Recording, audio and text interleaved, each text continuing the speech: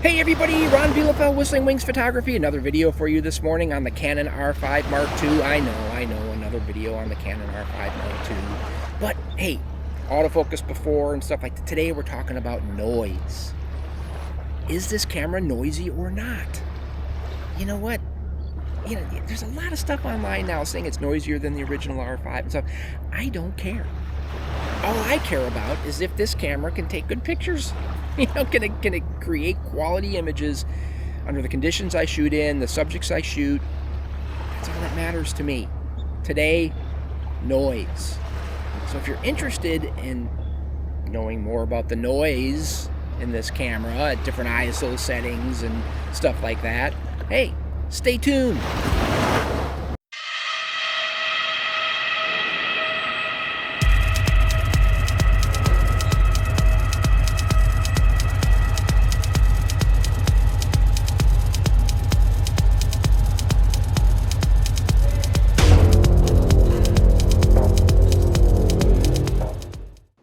So today we're talking about noise, and I have the Canon R5 Mark II, and we're going to start this video talking about noise in general, and then we're going to move on and we're going to talk about shooting this camera and minimizing noise.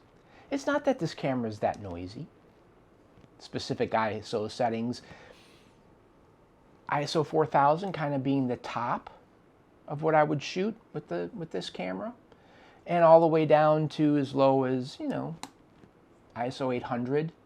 It's kind of my base ISO because I shoot a lot of action and I like to keep my shutter speeds higher because of that, and ISO 800 in this camera is excellent. ISO 4000, if you want to go there, gets a little noisy. Is that what you want to call it? Okay, fine. But before we get into all of this, let's talk about noise in digital images. What contributes to noise in our images when we shoot these cameras? This, of course, applies to all cameras, pretty much. Well, here's a list. You can take a look at the list. There's a lot of things on this list. Some of them apply all the time. Some of them apply only to certain scenarios that you're shooting in. But I want to kind of concentrate on 4 different things and how they can dig us a deep hole when it comes to capturing quality images on the R5 Mark II. We'll just use that as the example here today.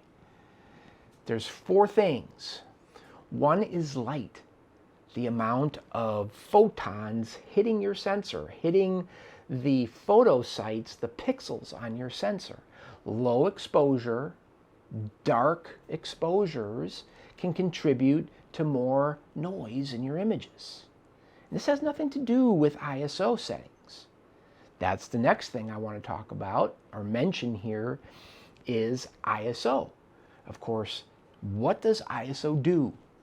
A lot of people think that the higher the ISO, as you increase the ISO, you're going to increase the sensitivity of your sensor to light. Not really.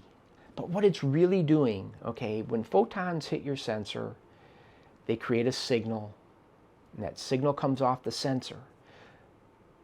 If it's dark, if it's a dark exposure, the signal's weak. If it's a brighter exposure, the signal is stronger, giving more detail, less noise. So if it's dark and the signal is weak, by increasing the ISO setting, you're boosting that signal coming off of your sensor. And I always use, I don't know how many of you know about radios, CB radios. I grew up with CB radios. And there's a knob on the radio called gain. And when you heard somebody talking on the CB radio, but they were kind of, couldn't quite make it out, signal was weak, you could increase the gain and you could hear them better. But also what happens when you increase the gain? You get more hiss in there. That's noise. You're boosting the signal, you're getting more of the signal you want, but you're also getting some signal noise in there that you don't want. That's what's happening when you're increasing the ISO on your camera.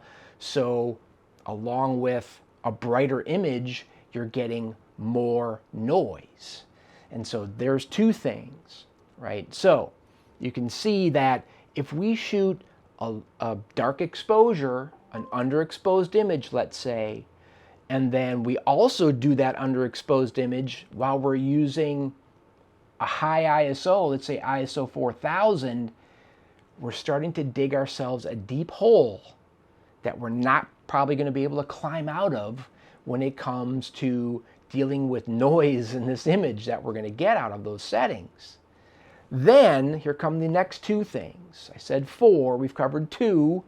The next 2 things, okay, crop. This is about bird photography. I'm a bird photographer, wildlife photographer. We crop a lot. Unfortunately, we crop in a lot more than we probably should, or definitely than we want to. We crop in. That's not adding more noise, but it sure is magnifying the view of the noise. We can see it a lot better. So it looks noisier when we crop into like 100%. And then on top of that, so that's just adding insult to injury. So we've already got a poor quality image, more than likely, an underexposed image at high ISOs, and then we add in cropping, and then we add some more issues by what? By what? By bringing the image up in post-processing, by making it brighter. Well, again, that doesn't actually add noise necessarily, but it sure shines a spotlight on that noise that's already there. So now you've got an image that doesn't look very good. And that's a hole a lot of us dig for ourselves. And then we say, oh, well, this camera, I'm not happy with the image quality coming off of the R5 Mark II. Well, if that's what you're doing, if you're shooting on a darker side of things, you're shooting at high ISOs and still you're shooting too dark, and then you're cropping way in on your subject, and then you're bringing it all up in post-processing, wow, you're not being very nice to your camera. Okay, it's not going to produce great images that way.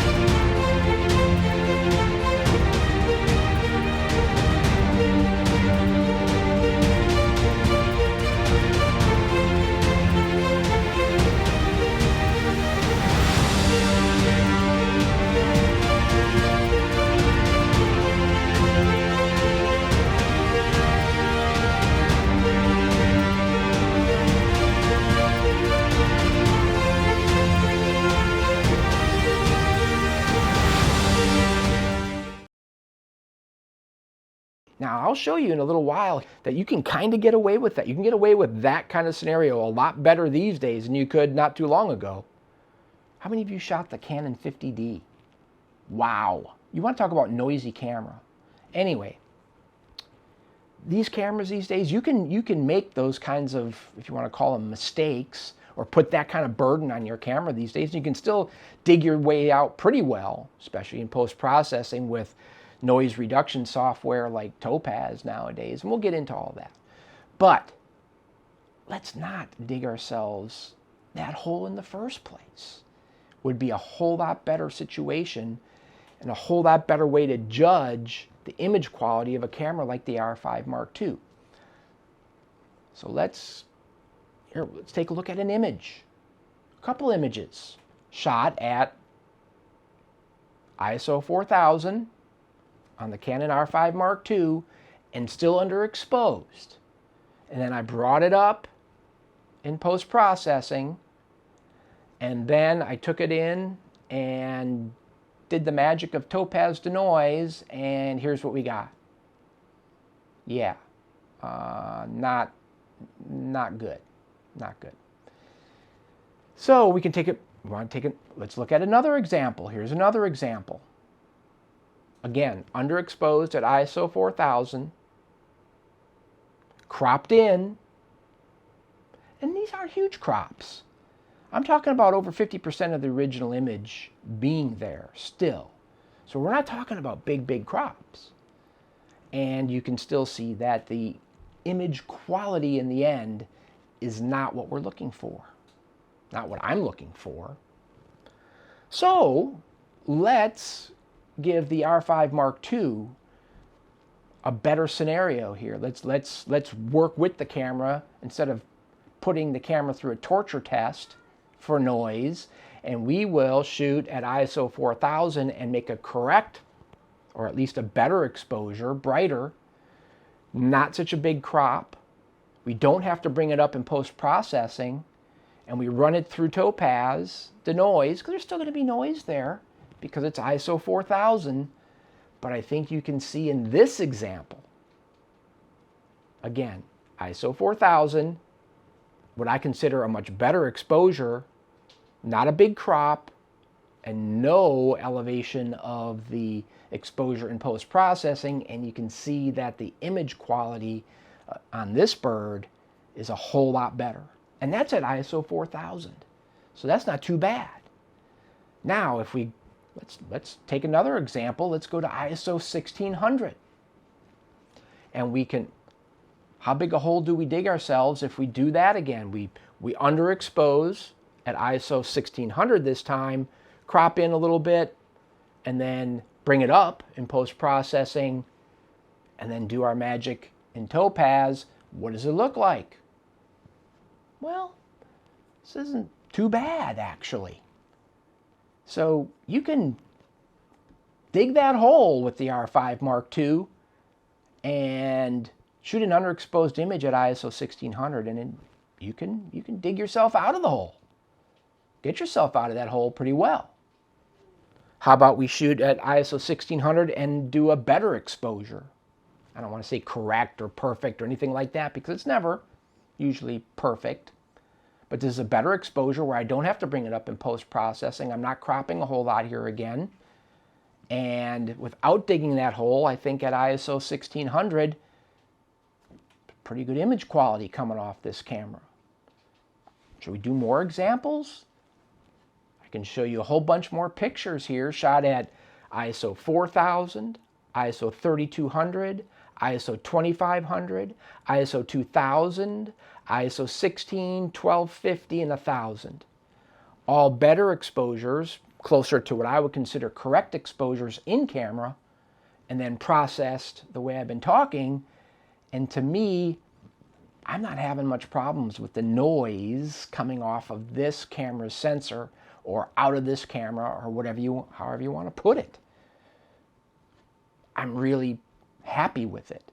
And then you combine that with, if you want to, okay, let's make the comparison to the R5. Maybe a little bit noisier than the R5, okay. But does that matter if you can't get the image with the R5 because the autofocus isn't keeping up with the action shots that you're trying to make? Where this camera's getting you those shots, the autofocus is in focus. Maybe a little bit noisier, but we can deal with that like we've shown. To me, you combine the image quality coming off of this camera with the much improved autofocus performance of this camera, the lack of rolling shutter on the electronic shutter of this camera, allowing you to shoot 30 frames per second, again, giving you a higher probability of getting that action shot. We have a diving osprey coming in, right? Like this one. Hey, the more frames you're shooting per second, this isn't spray and pray. The more frames you're shooting per second, the more likely you're going to get that image at the moment that you want it. You combine that in this camera versus what you can do with the R5. You can't shoot 30 frames per second with the R5. You don't have pre-capture with the R5 either, which will help you with those, getting that perfect moment captured again. So to me, image quality and all the other benefits that come with this camera over the R5 for action photography. I've said it in the other videos I've done on this camera already. For action photography, birds in flight, sports, anything where you've got fast action, the R5 Mark II is a great upgrade over the R5. That's in my mind. That's not even in my mind. That's from shooting it. If you shoot studio stuff, if you shoot static stuff a lot, maybe not. Maybe you're not, the little bit less image quality, lower image quality that you're getting off of the R5 Mark II may make a difference to you. To me, it's the other way around. So there. My last few videos have been, 45 minutes long, over an hour long, comprehensive stuff about the menu setup and autofocus, deep dives in the autofocus systems of this camera. This one, quite a bit shorter, and that's good. As long as the message that I'm trying to get out there gets across. I don't know. I shoot differently with these newer cameras from Canon than I did with, I mentioned the 50D and stuff like that. You had to shoot bright with those cameras, kind of for the reason I was talking about. Signal to noise ratio. Okay, you've got dark exposures when you're not giving a strong signal coming off of the sensor. And in the past, that created a ton of noise. It's not creating as much anymore, but it's still there and it's still part of the equation. But boy, I'll tell you, I'm not saying you need to do that. Shoot way to the right, way to the bright side. I'm shooting more. I'm trying to shoot right on the money now. I used to try to shoot bright. Now I'm shooting right on the money. I'll even underexpose a little. Showed you that with the 1600 ISO well-exposed images, and even the 4000 ISO well-exposed images. You can shoot a little dark, just don't shoot really, really underexposed. Sometimes I have to shoot a little dark because I'm trying to favor higher shutter speeds for the action I'm shooting.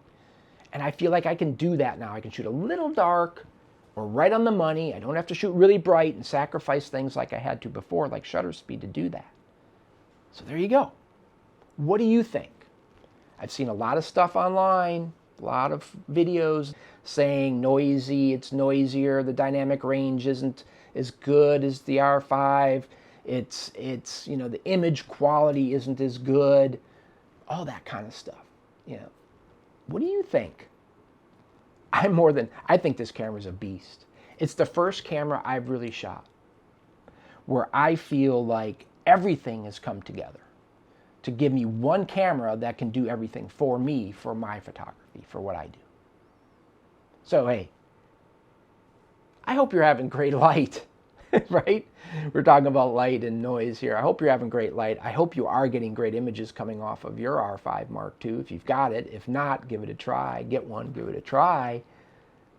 Be safe out there as always. I'll see you soon.